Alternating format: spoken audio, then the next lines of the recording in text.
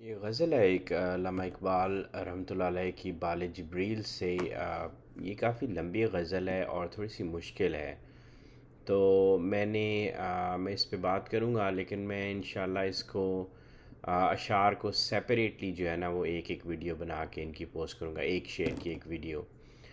تو as a sad کہ تھوڑی سی مشکل ہے، تو اگر کہیں پہ میں آف ٹریک ہو جاؤں تو کائنڈلی اس میں ایڈ کر دیں آپ. دل غمی کے منافق نہیں ہے موسم گل، صدائے مرغ چمن ہے بہت نشاط انگیز. تو یہ جو دل ہوتا ہے نا ہمارا، اس کے موافق نہیں ہے موسم گل.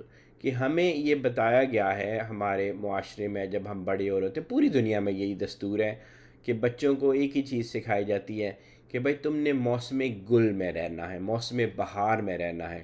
تم نے اپنی زندگی کے لیے ہر چیز اچیو کرنی ہے، اور جب تم اچیو کر لو گے تو تم وہ بہار میں آ جاؤ گے، تمہاری زندگی کامیاب زندگی شمار ہوگی.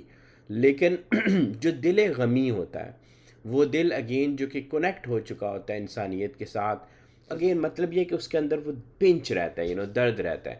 تو اگر یہ اس کے اندر ہے، دل جو ہے وہ کنیکٹ ہوا ہوا ہے دوسروں سے، اور اس کے اندر وہ دوسروں کا درد ہے، تو پھر وہ موسم گل کی طلب نہیں کرتا. وہ یہ نہیں طلب کرتا کہ ہر چیز مجھے مل جائے، میرا باغ کھل جائے، باقیوں کے بے شک اجڑ جائیں.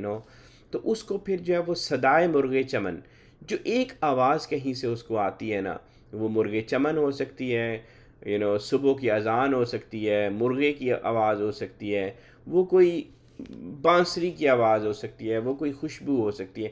کوئی ایک چیز جو ہے وہ اس کو بتاتی ہے کہ یہ جو سب کچھ ہے یہ ریئل نہیں ہے، ریئل کچھ اور ہے. تو وہ اس کو، وہ جو ایک چیز ہے، وہ جو ایک آواز، ایک صدا، ایک خوشبو، وہ اس کو بہت اچھی لگتی ہے. یہ آئی تھنک ہم سب کے ساتھ ہوتا ہے.